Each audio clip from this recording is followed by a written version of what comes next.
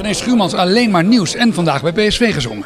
Ja, dat klopt. Het was een inkoppertje, want die zijn kampioen geworden. En ja, dat was een inkoppertje. Het was één groot feest op het Stadhuisplein in Eindhoven. Ja. En dan vanavond nog even het dessert hier in Ahoy tijdens de Nacht van Oranje.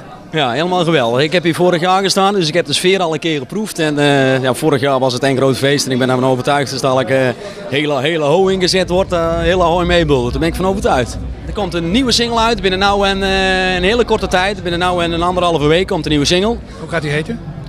Laat de zon in je hart. En we gaan nog meer doen. We gaan een DVD schieten. Die komt na de zomer uit, maar eerst het album nog. Die komt uit, als het goed is, in de tweede week van mei. Dus dat gaat helemaal goed komen. Wat ga ik nog meer doen? Ik ga een fanreis doen in september. 17 september ga ik met 2 vliegtuigen naar Turkije. Eentje stijgt op vanuit Eindhoven en de andere vanuit Amsterdam. We hebben nog een paar plekjes vrij, dus voor degenen die misschien mee willen, kan nog net. Kijk even op mijn website, reneschuurmans.com. Mag dat reclame? Ja, voor mij mag alles. En ja, wat ga ik nog meer doen? Ja, heel veel optredens. En ja, ik heb het best druk op dit moment. Ja, daar moest er toch wel een keer van komen. Het is van onderaf bikkelen, het is hard werken, maar ik ben ervan overtuigd dat we toch wel...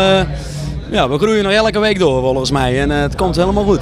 Ik woon tussen de koetjes en de kalfjes en nee, ik heb het in Brabant heel erg goed naar mijn zin. Is die nuchterheid belangrijk, denk je, om succes te hebben? Ja, ik denk het wel. Er wordt natuurlijk altijd geroepen, blijf met allebei de beentjes op de grond. En dat is voor mij volgens mij helemaal niet moeilijk om met allebei de beentjes op de grond te staan. Want ja, je bent er eigenlijk als artiest ben je er eigenlijk nooit.